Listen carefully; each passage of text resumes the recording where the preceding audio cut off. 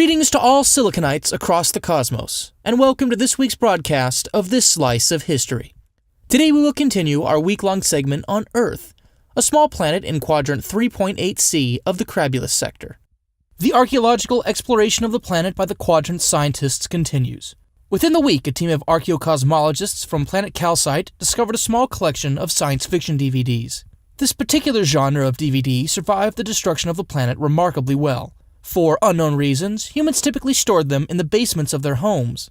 After digging through several hundred feet of atomic ash, scientists found the DVD collection in a cardboard box, along with a note that read, "Mom, stop touching my stuff. P.S. Yes, I'll move out when I get that job at Radio Shack."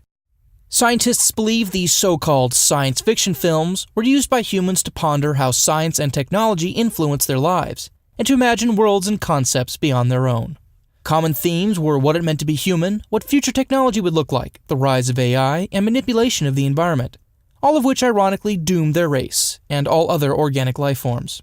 The unearthed DVDs were for the movies METROPOLIS, THX 1138, Westworld, Logan's Run, and Blade Runner, along with the TV shows The Twilight Zone and Star Trek. Also found within the DVDs was Star Wars Episodes 1, 2, and 3, a prequel to the original trilogy discovered earlier this year.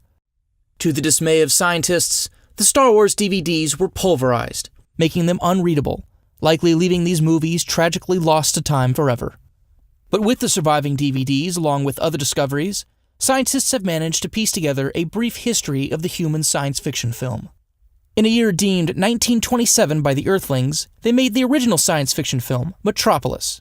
It helped shape science fiction films of the future, both aesthetically and in story. Director Fritz Lang imagined what a futuristic society would look like, and what technologies they would have. But the movie also explored how these technologies affected the people themselves. Instead of being liberated by the increased productivity of their technology, they became slaves to it. The rich and powerful reaped the benefits of their technology, while the poor suffered. Many of the great science fiction films to follow would be both a visual and moral exploration of the future. By the 1960s, science fiction had made it onto Earthling television. In shows like The Twilight Zone and Star Trek, each episode would explore a simple moral or ethical question. Using parallel worlds or alien civilizations as a setting, these shows would make their characters and the audience ask unique questions about humanity and technology. The 1970s saw a surge in science fiction film.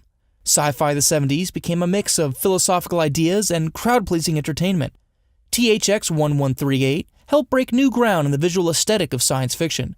It also showed a dystopian society in which advancements in technology somewhat paradoxically leads to more suffering and less freedom. In Westworld, a theme park is created in which humans can relish in hedonism and violence without consequences.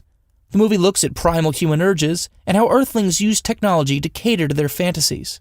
Logan's Run, and its 2024 remake, wondered what would happen in a society consisting of no adults. The movie suggests that wisdom is lost, and while the society is tolerant and in some ways progressive, it is also completely overwhelmed by consumerism and self-indulgence.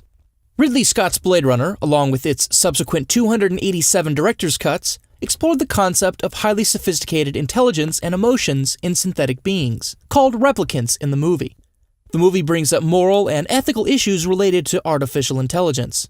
Is a brain made of flesh really so different than a brain made of wires and circuits?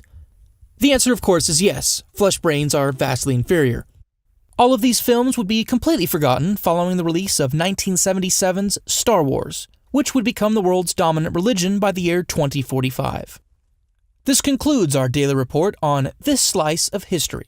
Remember to tune in again this time tomorrow, when we explore the period in which a Gromulus explorer briefly posed as a reality TV star and politician, in a fascinating experiment to test the limits of humanoid denialism, projection, and partisanship.